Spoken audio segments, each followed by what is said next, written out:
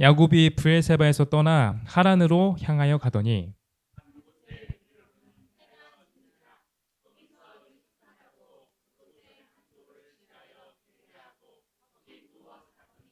꿈에 본즉 사닥다리가 땅 위에 섰는데 그 꼭대기가 하늘에 닿았고 또 본즉 하나님의 사자가 그 위에서 오르락 내리락 하고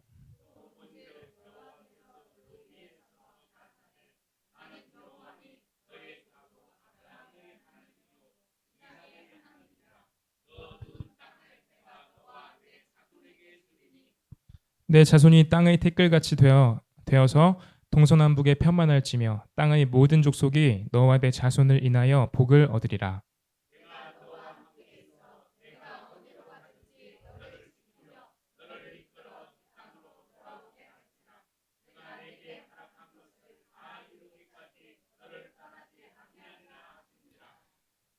야곱이 잠이 깨어 가로되 여호와께서 과연 여기 계시거늘 내가 알지 못하였도다.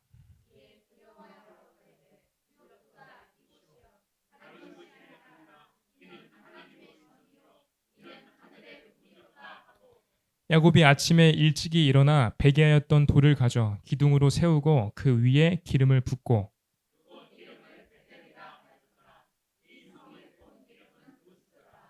야곱이 서원하여 가로되 하나님이 나와 함께 계시사 내가 가는 이 길에서 나를 지키시고 먹을 양식과 입을 옷을 주사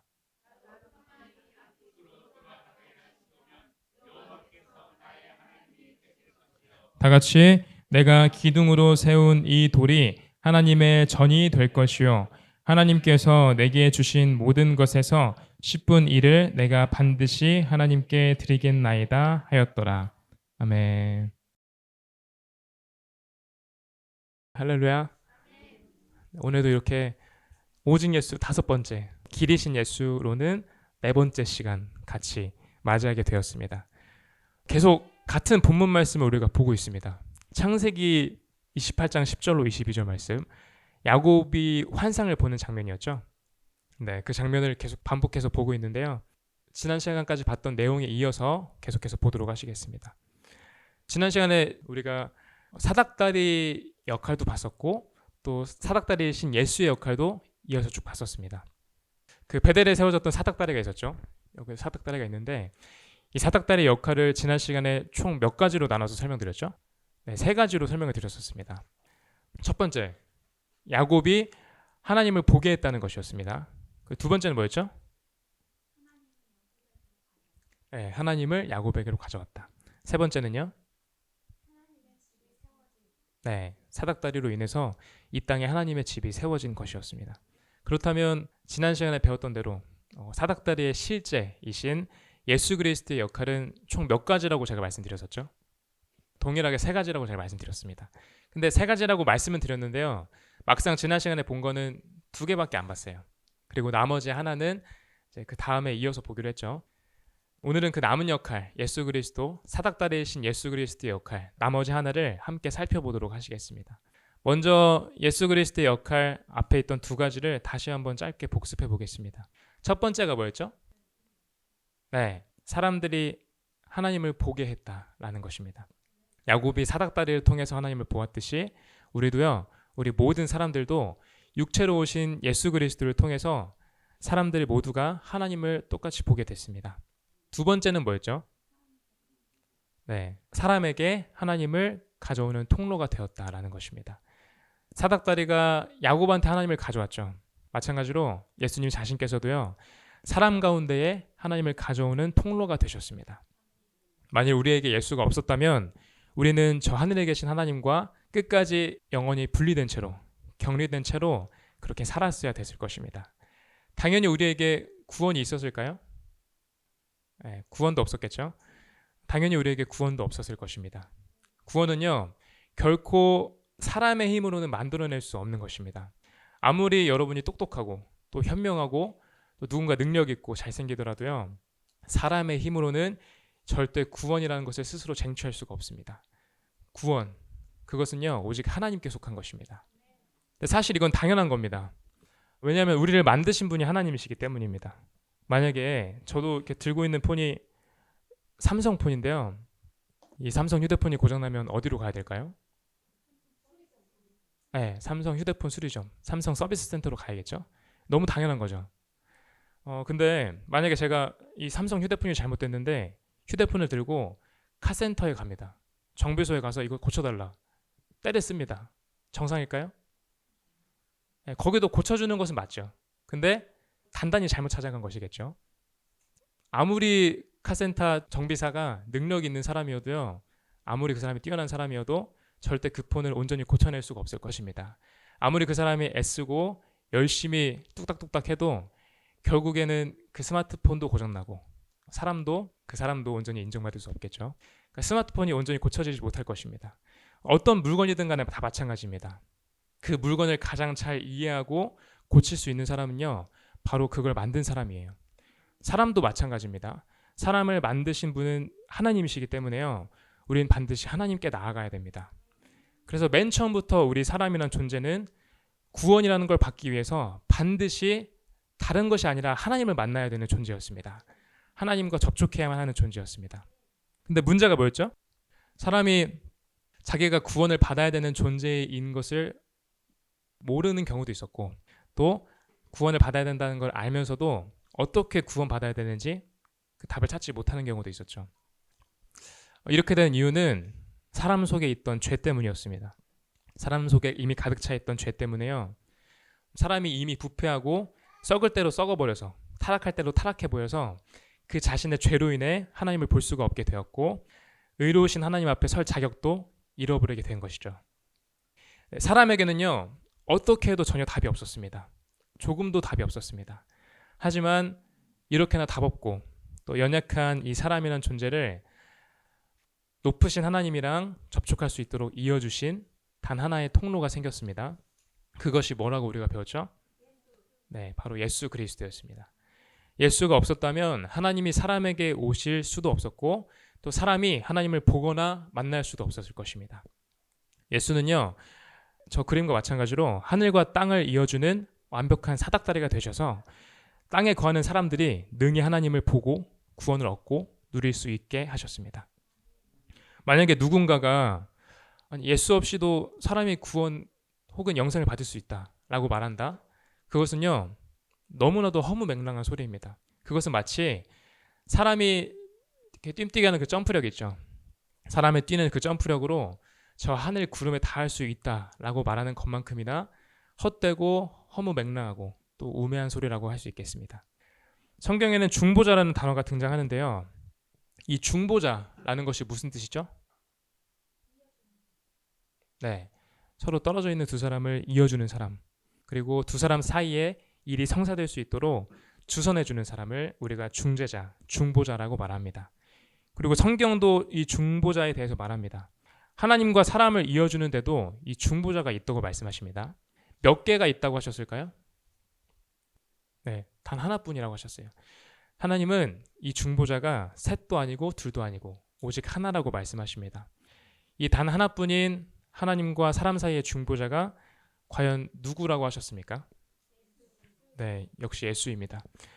하나님은 한 분이시요, 또 하나님과 사람 사이의 중보도 한 분이시니 곧 사람이신 그리스도 예수라 라고 디모데전서 2장 5절에서 말씀하고 계십니다. 정말 이 말씀처럼요, 우리에겐 예수밖에 없습니다. 이 외에는 정말 아무도 없습니다. 여러분들을 그렇게 사랑하시는 여러분들의 아버지, 어머니, 혹은 여러분의 형제, 자매도요, 또 여러분의 가장 사랑스러운 친구도 하나님과 나 사이를 이어줄 수가 없습니다. 그렇게 대단한 철학자라고 하는 공자나 맹자도 하나님과 나를 이어줄 수 없습니다. 또 세상이 말하는 위대한 종교인, 선구자라고 말하는 석가모니나 무하마드도요, 절대로 하나님과 나 사이를 이어줄 수 없습니다. 로마 카톨릭도 마찬가지입니다. 로마 카톨릭에서 신처럼 떠받드는 교황이나 마리아도요, 절대 하나님과 나란 존재를 이어줄 수가 없습니다. 이 모든 것들이 나와 하나님을 이어줄 수 있는 가능성이 몇 퍼센트나 될까요? 몇 프로나 될까요? 네, 한 5%는 될까요? 그것도 없습니다. 1%도 아니고 0%입니다. 0%입니다. 답은 오직 예수뿐입니다. 여러분이요, 예수를 통하시게 되면요, 누구든지 여러분이 이전에 어떤 과거를 살고 왔든 상관없이 누구든 100% 확률로 하나님을 접촉하실 수 있습니다.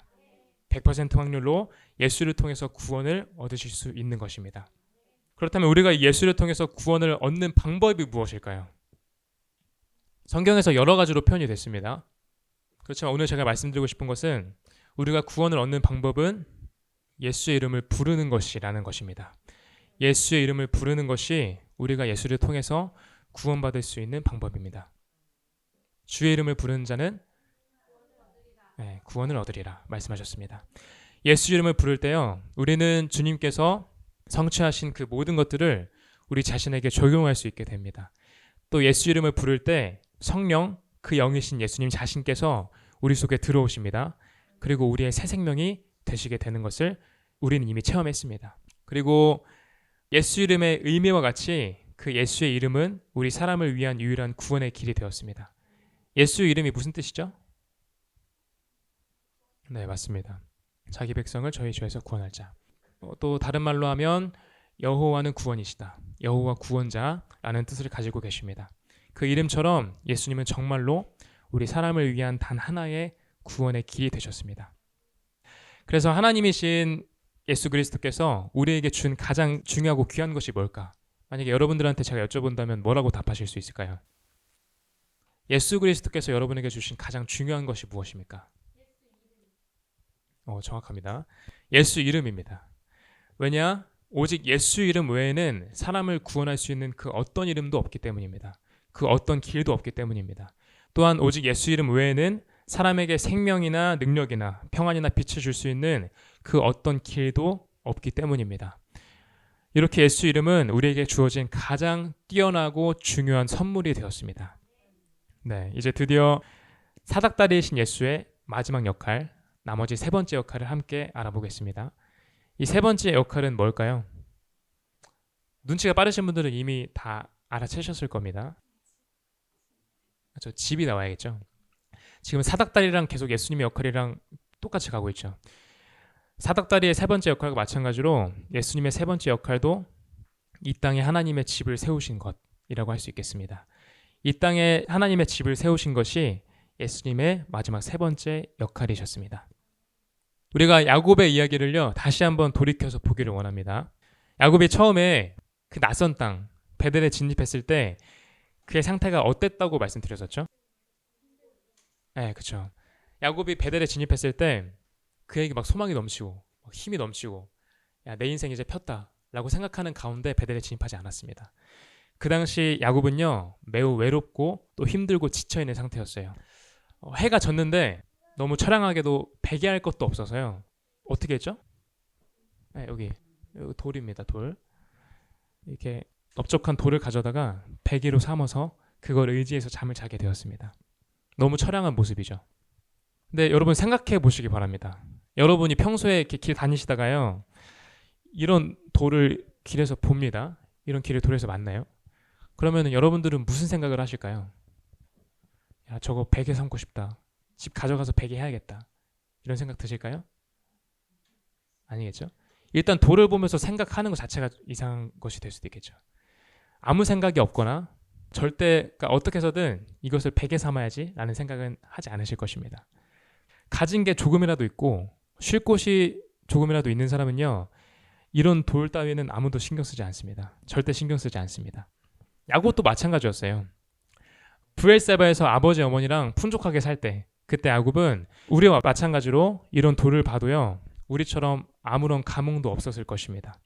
그런데 베델에 도착했을 땐 상황이 달랐습니다. 그때는 야곱이 누리던 거 다 빼앗겼고 낯선 땅에서 지치고 힘들고 또 온 땅이 어두워져 가는 상황이었죠. 근데 오히려 평소에는 보이지 않던 그 돌이요, 온 땅이 어두워져 갈 그때야 비로소 이 돌이 보이기 시작했습니다. 평소에는 거들떠 보지도 않았습니다. 그랬던 그 돌이 이제는 그가 유일하게 기대어서 누울 수 있는 베개가 됐던 것입니다. 여러분이 무언가를 베개 삼아 잔다는 것이 어떤 걸 의미하는 걸까요? 그렇죠. 맞습니다. 그것을 통해서 일단 그것을 전적으로 의지하고 그것으로 말미암아서 안식을 얻는다는 것입니다. 여러분, 저희가 동그라미를 지난 시간에 몇 개를 쳤죠? 여기랑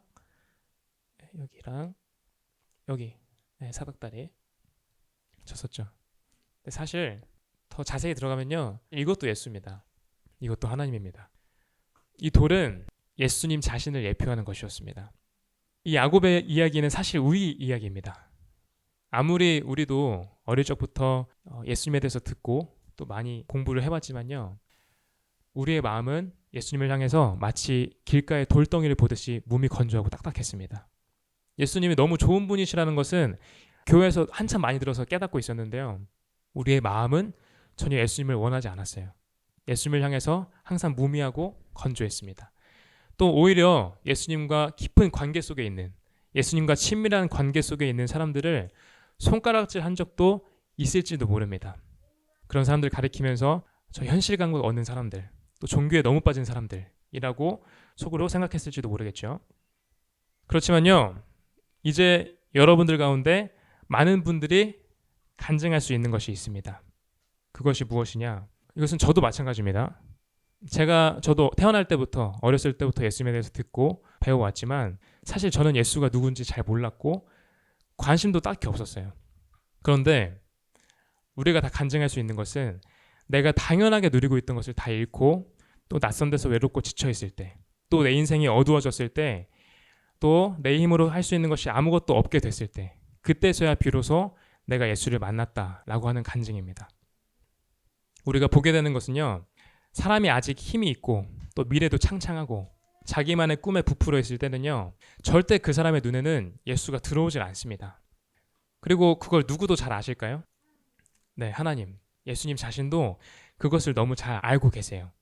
또 참 재밌는 것이 무엇이냐면요, 사람이 예수님을 만날 때가 가까워질수록 그가 가지고 있던 것들, 또 그가 의지했던 모든 것들을 점점 하나씩 잃게 되어간다는 사실입니다. 이것은 마치 야곱이 베델로 갈 때와 마찬가지입니다. 야곱이 베델로 가까워지면 가까워질수록 그는 가지고 있는 것들을 내려놓을 수밖에 없었어요. 야곱이 베델로 가기 전에 모든 것을 주님은 잃게 하셨습니다. 그리고 우리도 마찬가지였습니다. 우리도 예수를 만나기 직전에 우리가 소중히 여기고 아끼고 또 놓지 못했던 걸요, 주님은 다 잃게 만드셨습니다. 왜냐? 왜 그러셨죠? 주님은 우리를 잘 아신다고 말씀드렸죠. 그렇게 해야지만 우리가 예수님을 볼 수 있기 때문에 그렇게 하셨던 것입니다. 만약에요, 우리 인생에 빼앗김도 없고 또 고통도 없었다면 우리는 결코 예수님을 찾지 않았을 것입니다. 그래서 하나님은 우리로 하여금 예수가 있는 그곳에서 온전히 예수를 발견할 수 있도록, 예수를 보게 될 수 있도록 우리의 상황을 미리 만지셨던 것입니다. 그렇게 맞이하게 된 인생의 어둠 속에서요, 우리는 그동안 진짜인 척하던 가짜들을 하나씩 하나씩 다 지우게 됐습니다. 그동안 내 삶에 꼭 필요했던 거라고 생각했던 것들, 이것만큼은 놓칠 수 없다고 생각했던 것들을 하나씩 하나씩 다 지울 수가 있게 됐어요. 그러다 보니까 딱 하나의 진짜만 남게 되었습니다. 딱 하나의 진짜만 우리 눈에 보이기 시작했습니다. 그리고 그 어둠 속에서요, 비로소 우리는 내 인생의 진짜 도움이 누군지, 진짜 안식처가 누군지, 또 진짜 친구가 누군지를 그때서야 보게 됐습니다. 그게 무엇이었죠? 네, 예수였음을 우리는 담대히 고백할 수 있습니다. 그리고 그 하나뿐인 진짜에게 전적으로 의지했을 때 야곱처럼 우리 모두도 이미 그 자리에 있던 사닥다리를 통해서 비로소 하나님을 보게 되었습니다. 야곱이 꿈으로 환상을 보고 나서 일어났죠. 일어나서 깨어난 뒤에 했던 말이 무엇이었죠? 맞습니다. 먼저 두렵도다라고 말했습니다. 두렵다. 이곳이 하나님의 집, 하늘의 문이구나 라고 말했습니다. 야곱이 잠 깨어서 일어난 뒤에 그 땅이 하나님의 집이라고 말했던 이유가 뭘까요? 네, 결국 따지면 거기에 사닥다리가 세워져 있었기 때문이었고, 사닥다리를 통해서 하나님을 보았기 때문에 그렇게 표현했던 것입니다. 만약에 사닥다리가요, 브엘세바에 세워져 있었다면 그곳이 하나님의 집이 되었을 것입니다. 만약에 사닥다리가 헤브론에 세워졌다면 그곳이 또한 하나님의 집이 되었겠죠. 어떤 특정한 땅이 하나님의 집이 되느냐 안 되느냐의 문제는 그 땅의 토양이 얼마나 좋느냐, 그거에 달린 문제가 아닙니다. 또 얼마나 경치가 좋은 땅이냐에 달린 것도 아닙니다. 그 땅이 하나님의 집이 되느냐 안 되느냐는 오직 저 사닥다리의 유무에 달린 것임을 우린 믿습니다. 그래서 저 사닥다리는 존재감 없던 땅이 하나님의 집으로 세워지는 결정적인 계기가 되었습니다. 지지난 시간에 말씀드렸던 것 같은데요, 기억하실지 모르겠어요. 이 장면을 제가 처음 말씀드리면서 어떤 장면이라고 말씀드렸는지 기억나세요? 네. 창세기에서 발견할 수 있는 가장 신약적인 장면이라고 말씀드렸죠. 모든 창세기 내용을 다 통틀어서요. 그 중에서 가장 신약적인 장면이라고 표현했습니다. 또 이것이 하나님의 계시 중에 가장 중요한 항목을 밝혀주는 장면이다라고 말씀을 드렸습니다. 그런데 만약에 우리가 이 장면을 보면서요. 우리가 지난 시간에 배웠던 것처럼 여기 아버지와 아들과 성령이신 예수님 자신께만 초점을 둔다면요. 우리는 결코 물론 좋은 장면이긴 하지만 우리는 절대 이 장면을 가장 신약적인 장면이라고 부를 수는 없을 것입니다. 무엇까지 있어야지 가장 신약적인 장면이 완성될까요? 그렇죠. 맞습니다. 무엇까지 있어야 가장 신약적인 장면이 완성되느냐? 바로 하나님의 집, 곧 교회까지 있어야 완벽히 가장 신약적인 장면이 완성될 수 있는 것입니다. 여기서 하나님의 집은요, 분명히 신약의 교회를 예표하고 있습니다. 그 근거를 살펴보겠습니다. 예수님이 2000년 전에 이 땅에서 말씀하셨습니다. 두세 사람이 내 이름으로 모인 곳에는 뭐라고 말씀하셨죠? 네, 나도 그들 중에 있느니라. 두세 사람이 예수 이름으로 모이면요, 분명히 우리 눈에는 예수가 안 보이는데 예수께서 그 자리에 함께 하신다라고 말씀하셨습니다.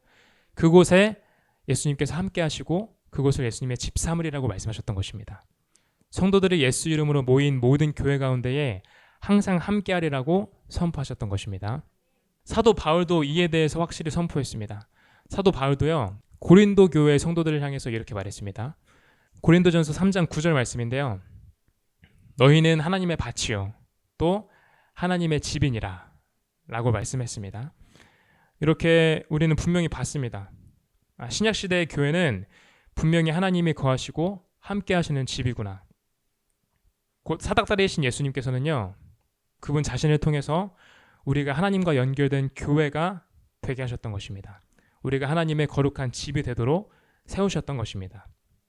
그래서 우리가 이 야곱의 장면을 볼 때, 이 야곱이 환상을 보는 장면을 볼 때요, 하나님뿐만 아니라 반드시 하나님의 집인 교회에도 똑같이 초점을 둬야만 합니다. 이것을 바로 인식해야만 하겠습니다. 제가 말씀드린 대로 가장 신약적인 장면, 또 하나님의 계시 중에 가장 중요한 계시를 비추는 항목, 그것을 온전히 보기 위해선 그렇게 하나님과 교회에 똑같이 집중을 해야 될 것입니다. 사실상 야곱이 본 것은요, 단순히 하나님만 나타내는 환상이 아니었습니다. 그것은 예수 그리스도와 교회에 관한 이상이었습니다. 예수 그리스도와 교회, 그것은 오늘날 우리가 어떤 시대에 살고 있죠? 네, 교회 시대, 은혜 시대, 네, 신약 시대. 신약 시대, 은혜 시대, 교회 시대가 오늘날 우리가 살고 있는 시대입니다. 이 시대 가운데서 우리 성도들에게 주어진 가장 중요한 계시가 바로 이 계시인 것입니다. 신약 시대에요, 하나님의 초점은 늘 예수 그리스도와 교회를 똑같이 동일하게 비추고 있습니다. 우리가 하나님의 말씀을 볼 때, 특히 신약의 내용을 볼 때요, 하나님의 뜨거운 갈망이 늘 한결같이 이 하나님의 집인 교회를 비추고 또 그 자리 가운데에 머물러 있음을 보게 됩니다. 하나님의 갈망과 계획의 중심이 뭐라고 말할 수 있을까요? 우리가요? 네, 또 많은 말씀을 해주실 수 있겠지만 제가 정리한 하나님의 갈망과 계획의 중심은요, 바로 이 땅에서 예수님을 통해서, 예수님께서 내어주신 몸을 통해 그분의 피로 말미암아서 이 땅에 주님께서 몸된 교회를 얻으시고 또 그 교회를 발전시켜서 천년왕국을 이루시고 또 거기서 더 나아가서 새 예루살렘을 완성하시는 데 있다. 그것이 하나님의 갈망과 계획의 중심이다 라고 말씀드리고 싶습니다. 요한계시록 21장 2절로 3절 말씀입니다. 한번 다 같이 읽어볼까요? 시작.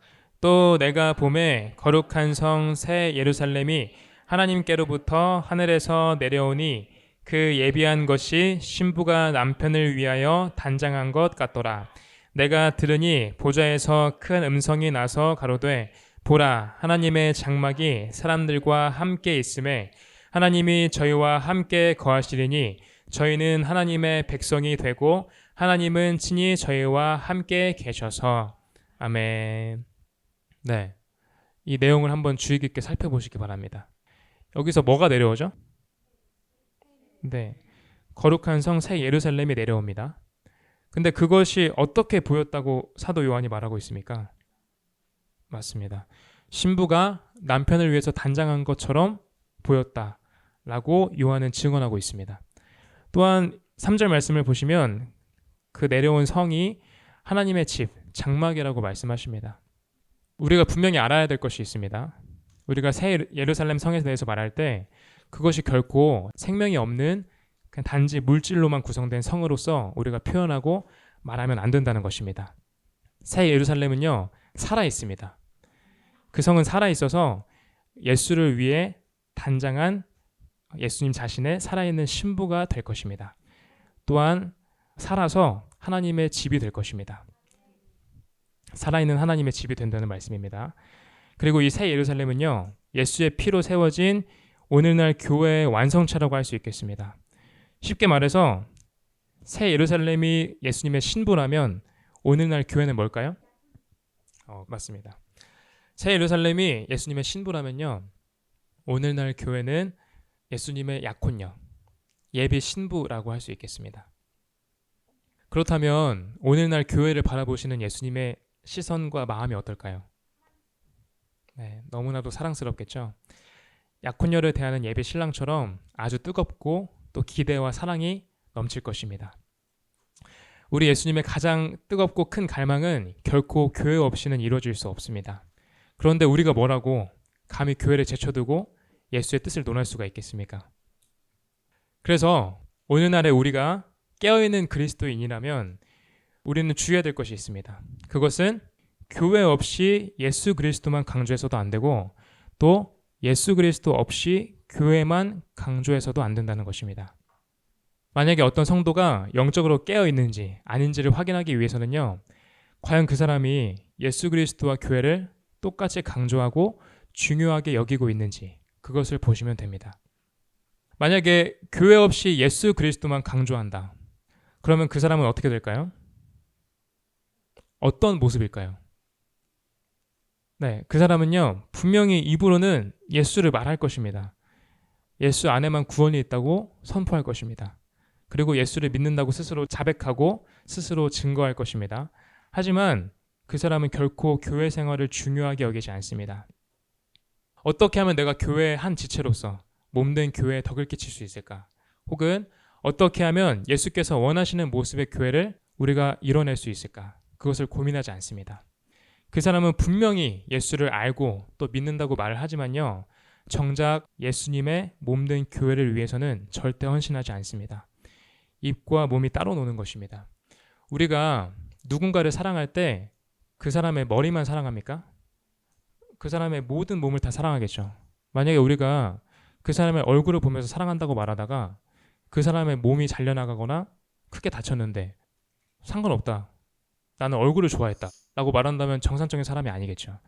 우리가 어떤 사람의 머리를 향해서 그 사람을 사랑한다고 말했다면 그 사람의 몸까지도 우리가 소중히 여기고 그것을 관심해야 되는 것이 당연히 정상입니다.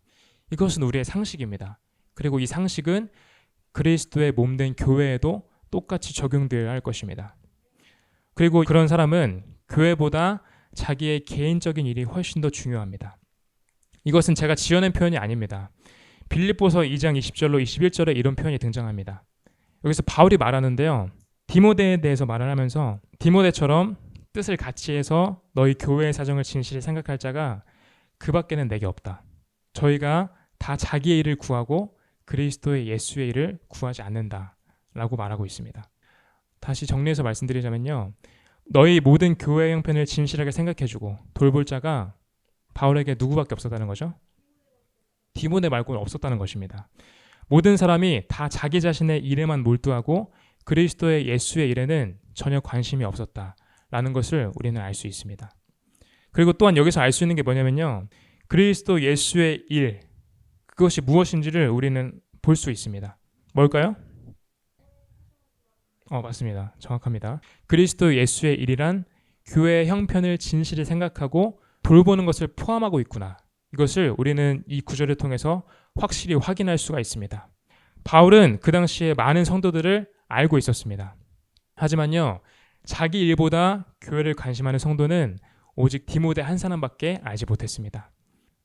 성도 여러분, 어떤 사람이 만약에 아무리 그럴듯한 말들을 입으로 쏟아낸다 할지라도요, 그 사람이 교회를 관심하고 돌아볼 줄 모른다면 그 사람이 주님 앞에서 여전히 초보적인 수준에 머물러 있다는 것, 그것을 기억하시기 바랍니다. 이것은 우리 자신에게도 똑같이 적용됩니다. 그리고 그런 사람은 절대 예수와 깊은 교제 가운데로 들어갈 수가 없습니다. 왜냐하면 사실 당연한 것입니다. 그 사람은 예수의 마음, 예수의 취향을 몰라주는 사람이기 때문입니다. 이번에는 반대로 예수 그리스도 없이 교회만 강조하면 어떻게 되는지 그것을 보겠습니다. 예수 그리스도 없이 교회만 강조하는 사람들, 보통 그런 사람들이 많이 모여있는 교회의 특징은요, 교회에서 무엇을 하든지 뭔가를 열심히 하는데 초점이 명확하지 않다는 것입니다. 모이기는 잘 모입니다. 또 뭘 하든지 아주 단합이 잘 돼서요, 똘똘 뭉치고 자기들끼리 뭔가 재밌게 합니다. 그런데 아무리 봐도 그 속에 명확한 초점을 발견할 수가 없습니다.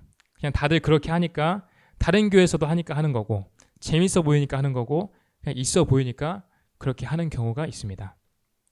설교할 때는 어떻습니까? 교회에서 설교자들이 나와서 말을 하는데요, 설교에 중심이 없습니다.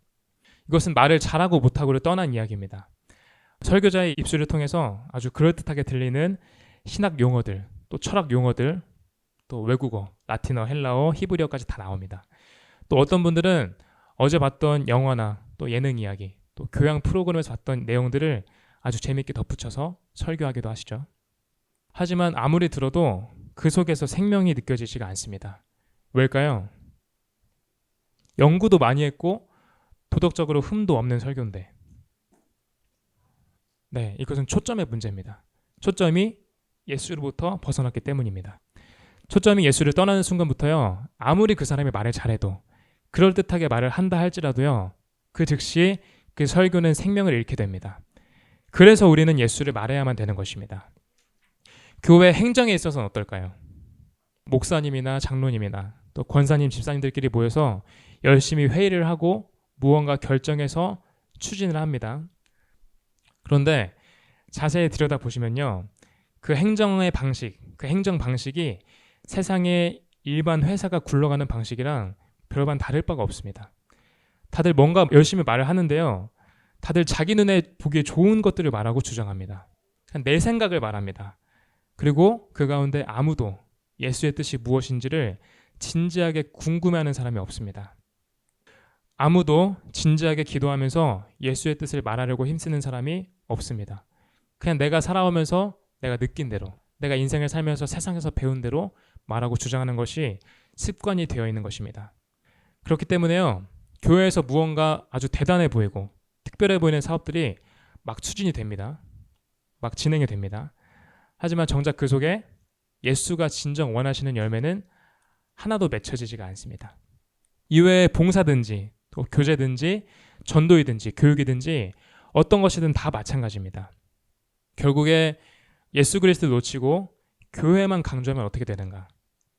그 교회는요, 외적으로 봤을 때 외적으로는 아무 문제가 없을 것입니다. 그 교회는 마치 누룩이 들어간 밀가루처럼 그 규모가 오히려 점점 커지고 또 비대해져 갈 거예요. 하지만 진정한 교회다운 깨끗함과 순전함, 또 거룩함을 그 속에서 찾아볼 수 없게 될 것입니다. 이제 우리는 확실히 깨닫게 됐습니다. 하나님은 우리가 예수 그리스도와 교회의 이상을 분명히 보길 원하신다는 것, 또한 우리가 예수 그리스도와 교회 이 둘 다에 똑같이 동일하게 초점을 두길 원하신다는 것. 오늘날의 우리도요, 이 야곱이 본 환상을 똑같이 보게 되기를 원합니다. 그리고 야곱이 본 그 환상이 오늘날 이 교회를 통해서 온전히 이루어지고 또 표현되어지기를 소원하고 소망합니다. 여러분 모두 다 사닥다리요, 또 길되신 예수 안에서 온전한 하나님의 집, 교회를 세워주는 성도분들이 다 되시기를 살아계신 예수의 이름으로 축복합니다. 아멘.